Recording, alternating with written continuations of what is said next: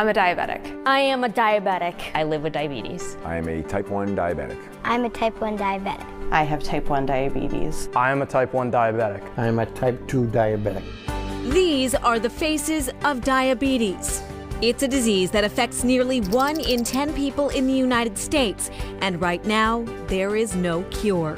It's very individualized how to best take care of diabetes. Over the last several decades, technology has changed the landscape of care for diabetes. 1, 2, 3.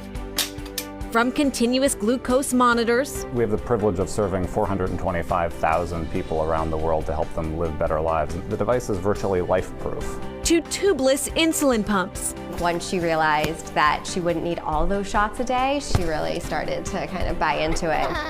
To mats that help reduce complications. That's why I use it every day. And the over century-old specialty diabetes hospital right here in our own backyard is leading the way in research and care. It's been nothing short of a revolution.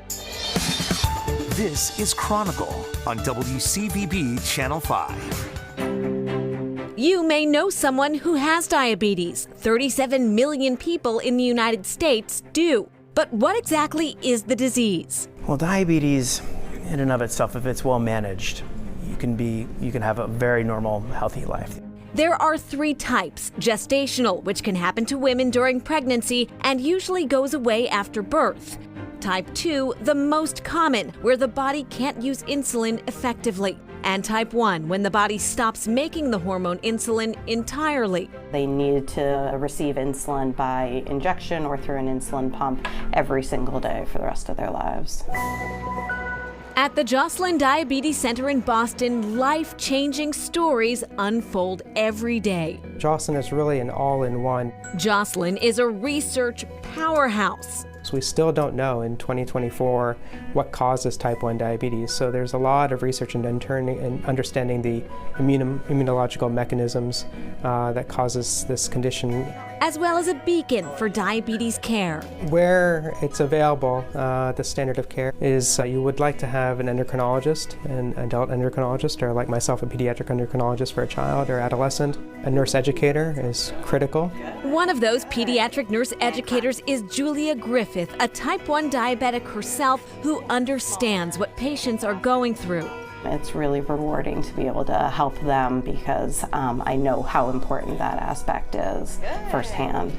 And I'm now able to share, some of my own experiences with them.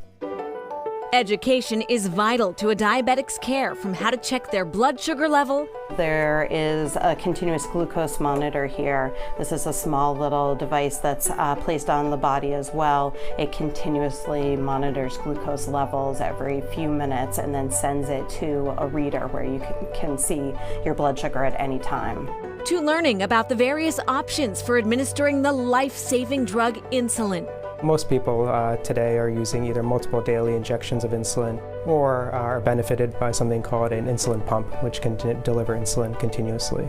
Figuring out how much insulin to give after eating. And they basically match their lifestyle, typically the food that they eat, in particular carbohydrates in their food, to the amount of insulin that they're delivering. Along with troubleshooting and understanding the highs and lows of diabetic life. And how has diabetes been going for you recently? Pretty good. I updated my pump and I'm on the G7 now, so it's a lot easier. For Emma Mastriani, her type 1 diabetes was diagnosed when she was 6 years old. Tell me about, were you feeling sick? Like, what happened? How did you end up at the doctor? I was really thirsty, and I had to I drank my water bottle in 1 sip. So it was in the middle of the night. I had to just keep refilling my water bottle. Extreme thirst, along with other symptoms, raised Emma's parents' concern. I actually noticed a fruity smell to her breath. Seemed an unusual breath smell.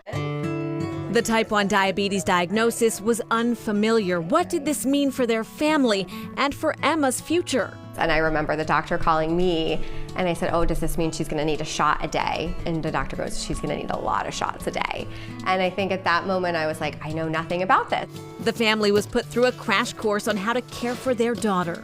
How many shots are we talking about in the beginning like that? So I would say at least 10 a day. It's like when the kid gets a flu shot, but never ending. But several years later, the disease hasn't stopped Emma, now 10, or even slowed her down. Still do a lot of stuff. You do everything. Yeah.